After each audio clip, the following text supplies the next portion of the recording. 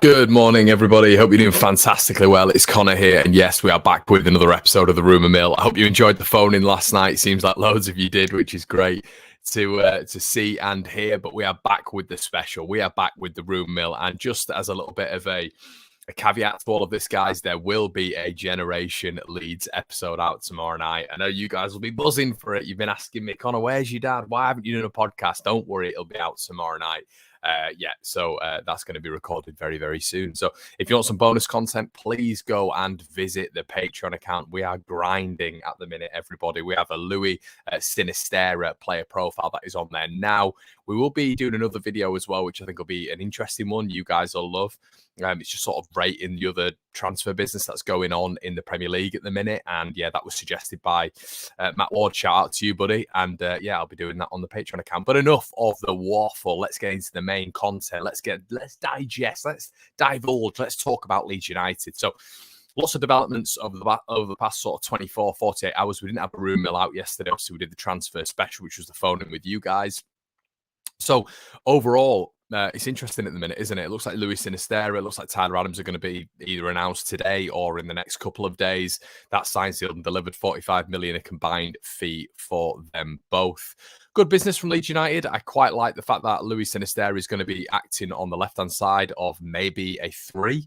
That'd be interesting. Instead of it just being a 4-2, it means maybe that we're going to be a little bit more expansive, although I do feel that he can work in those half spaces as an inside forward. Sinisterra is naturally an inside forward as well. And when you see him taking up some of his sort of most productive actions, it is within those spaces, in the central sort of spaces. So yeah, I'm excited by it. I think his actions are unbelievable in terms of his goals and assists per 90. They're pretty phenomenal, to be honest. He's putting up better numbers than Luis Diaz over a shorter period of time when it comes to the amount of minutes he's played. So yeah, I mean, he looks like a top player, a real top player.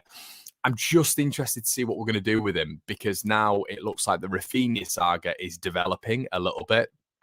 And what I mean by the Raphinha saga is, I always thought of Sinisterra as a little bit of a direct replacement, although they play on opposite sides. Sinisterra has played on the right hand side before, so I didn't know whether or not Sinisterra was going to be a direct replacement for Raphinha. Jack Harrison was going to keep his place on the left, but it looks like at the minute, I mean, as of last night, from a lot of people, I mean, I can't profess to keep tabs on Raphinha's Instagram. I've got more things to do with my life, but there was a lot of people saying that apparently Raphinha added Leeds United back to his Instagram bio yesterday, which, you know, was essentially just the little bit below your picture, which, you know, says what you do and what your game is all about and your profession and stuff. And he added Leeds United to his club again. So, you know, it's only a subtle hint, but nowadays, I know there'll be some old timers on here saying, Instagram, is that the way it happens nowadays? It used to be all out in the Yorkshire Evening Post, but that's how subtle hints are made nowadays, guys. That's how even, you know, players sometimes interact with fans. It is via Instagram, it is via Facebook and Twitter. So yeah, these subtle hints can sometimes mean a massive deal, really. So yeah, listen, Barcelona can't afford to pay for Lewandowski. They are not affording to pay for Lewandowski. And according to sources today, Bayern Munich don't even think Barcelona will be in existence in 2 to 3 years' time, because Barcelona were coming back and saying, we'll pay you in installments for Lewandowski. And Bayern said, no chance. Absolutely no chance. You know, Real Betis is still waiting on installments for Junior Firpo from Barcelona. Leeds United, take note. Do not be trusting this lot. You know, if we're going to get 3, 4, 5 installments for Raphinha, we'll probably end up with 10 million quid. So, yeah, I think Raphinha's got to realise at some point that is dead in the water. I don't think that'll happen anymore. I really don't. I don't care how far they push it. I don't care how much twerking Deco's doing for Barcelona. And it looks like at the minute as well, Chelsea, more news, are looking at Maxwell Cornet. Apparently, they are becoming increasingly frustrated with Raphinha's sort of delaying. So then it looks like Leeds are going to be sort of not lumbered, because, you know, it's Raphinha, you know, one of the best talents in world football at the minute. So, I mean, we're happy to be lumbered with him. But it looks like, you know, was he part of Leeds' plans? I don't think he will have been going into next season. So have they made preparations in place of Raphinha moving on, which, you know, you would expect Leeds United to do, you know, talks of Cody Gakpo, talks of Ketelaere and all that good stuff. So a lot to consider, a lot that's coming out this morning. Now, Yeah, I'm okay with Raphinha staying. Of course I am, but I am very, very aware as well of, if Raphinha does stay, we're going to get a much cut price for him next summer. I don't think we'd let him go in January. I really don't. I don't think that'll happen, even though he might have a great World Cup and clubs might come sniffing. But Leeds would be, I mean, they get less money for him in January anyway, because it's going to be another 3 months and it's going to be winding down his contract as they would in the summer window. But in the January window, it's so difficult to replace players. Teams are not willing to sell either. We saw that, with Brendan Aronson when Salzburg just wouldn't let him go because of their Champions League campaign. So replacing Raphinha would be ridiculous. It'd be so difficult. But I'm kind of liking how the depth of the bench is looking at the minute. If Sinisterra is to come in and Tyler Adams is to come in, you've got Jack Harrison, Rodrigo, Dan James, Matthias Klick. Players of that ilk all on the bench, in my opinion, because I think Sinisterra is going to be starting. But, you look at Jack Harrison, apparently Newcastle are very, very interested in him. So if Raphinha isn't to move on, if Raphinha is to stay at Leeds United, do Leeds look to make up that striker value? We need a bit of expense for the striker. I know we're putting money into Ketelaere at the minute. It looks like we're putting offers in, but that could be based on Raphinha leaving. That could be on confidence that Raphinha is leaving. It might not just be money that Leeds are outlaying there. So a lot to consider. Would Leeds then let Jack Harrison go? I think that would be a big possibility. If we had to keep Raphinha, we probably need funds. We keep talking about the Leicester model. If we are looking at the Leicester model, we need income in, and we're not going to get value from any of our players. Tyler Roberts, you probably get about 2 million for him. Helder Costa, 1 million. We're not getting a lot of value. So Harrison being one of our primary assets, that would not surprise me. So it looks like Mo Kamara as well is getting interest from Newcastle now. Apparently Leeds have cooled their interest after we're going to be signing Tyler Adams. So yeah, that's one to keep an eye on. Definitely, I do believe Mo Kamara will be in the Premier League very, very soon and doing very, very well for one of Leeds' rivals. Charles de Ketelaere causing an absolute storm on Twitter this morning.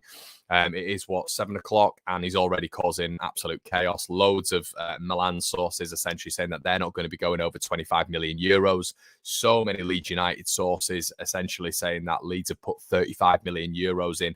But similarly to Raphinha with Chelsea, de Ketelaere is adamant that he does not want to come to Leeds. So I guess it's a tricky situation for Leeds because he's clearly the number one target. He's clearly, as a striker, he can play shadow striker, he can play anywhere across the front four. This is the problem. Now, there's a lot of people talking about this being Leeds' best ever window. I'm not on that. I mean, the best ever window based on what? I mean, we've been in the Premier League and it's not been a long time, has it? I mean, the first window, you get a player like Raphinha in. I mean, that will be classified as a very good window. I still think Pascal Strauch could come good. There's a lot of people who still like Diego Llorente as well. So yeah, is it our best ever window? I mean, it's hard to judge, isn't it? It's very, very hard to judge. But what I will say is time will tell, obviously. Time will tell. But if Leeds had finished in a much better position, the profile of the club, we wouldn't be struggling for Charles de Ketelaere. If we'd have even, in my opinion, even if we'd have finished 9th, 10th, 11th, I think Leeds, the profile of the club from where we'd finished would have been a big attraction. Because then when you finish in 9th and then maybe 10th, 11th, whatever, the player from abroad can see that this club is building in the right direction. The fact that Leeds went from 9th to 17th and just stayed up on the last day of the season, as I've said in about 8 videos previously, the profile of the club has taken a massive hit. And that will, because the club needs to be attractive to foreign players, essentially. Leeds have got to be able to advertise the club. We've got to be able to sell the club. And we know Victor Orta goes and shows them a montage of the fans in the city and, what this club has been over the past 3 or 4 years. And that's fantastic. But at the end of the day, players like Charles de Ketelaere, players like Cody Gakpo, who I still do believe Leeds could do something with. I think it's unlikely, but, when we're challenging up against Arsenal, your Leicesters, your Wolverhampton Wanderers, your West Hams, unfortunately, it's very, very difficult. And at this point, at this juncture, we are battling against AC Milan. Leeds can actually offer more money, which just shows how incredibly financially capable the Premier League really is. But finishing 17th isn't attractive for de Ketelaere. It's never going to be attractive. And he's adamant that he doesn't want to come to Leeds. It looks like he's always favoured AC Milan, but unfortunately, because of where we finished last season, it's always going to be problematic. So when you talk about the window that Leeds could have had, I am still looking at, you're being negative, not being negative, being realistic. This is how the window could have gone. I still think, the tier 1 list was, Mo Kamara, De Ketelaere and Cody Gakpo, I do believe those three were the tier 1 lists. And I think that if we'd have finished in a much higher position, this is obvious stuff anyway, but I'm still hearing a lot of people saying it's the best ever window. We couldn't have asked for more, and we could. We could have done stuff last season which prevented this, but we're in the position we're in. We can't do much about it. It is what it is. Sinisterra, really like the look of. A lot of the Leeds signings, I am going to take a back seat and see what happens. Last summer I went a little bit hard, and I've always gone a little bit hard on the signings and got really encouraged by them quite early on. Just because, we've been out of the Premier League for so long, and to see Leeds United, as I said the other day, sign a player which is worth more than 1 million, Luke Murphy, was a real novelty for me. But now it is becoming a thing. I am going to judge a little bit more stringently on it. I'm going to be a little bit more, objective. And for people who come on here, and I still get comments, people saying I'm negative, every single signing I'm positive about normally. But this season, I'm definitely going to be a little bit more critical of it because all the signings haven't worked. A lot of the signings haven't worked. So I think I've just stay calm on the signings. The transition to the Premier League is going to be very, very difficult for a lot of these players. But hopefully they adapt. Hopefully they swim and don't sink. But I am a little bit disappointed about the Charles de Ketelaere thing, but we've got to move on. If he doesn't want to come to Leeds, that's what he said. He's adamant he doesn't want to come to Leeds. He doesn't want to put on that white shirt. Then see you later, mate. We shouldn't. This is the thing with Victor Orta. It's we've seen this before with Rodrigo de Paul and Matthias Cunha. He'll stay in and stay in and stay in and stay in. He's an opportunist, and I understand that. But you've got to put all your eggs in another basket. I really hope we don't go from Charles de Ketelaere to Junior Adamu in the RB network and Callum Wendo. I'm hoping he's got another ace up his sleeve. So yeah, let me know what you guys think in the comment section below. But it looks like there's loads going on today. We'll be back with more videos. As always, guys, have a lovely day, and I will see you in a bit. Make sure you like,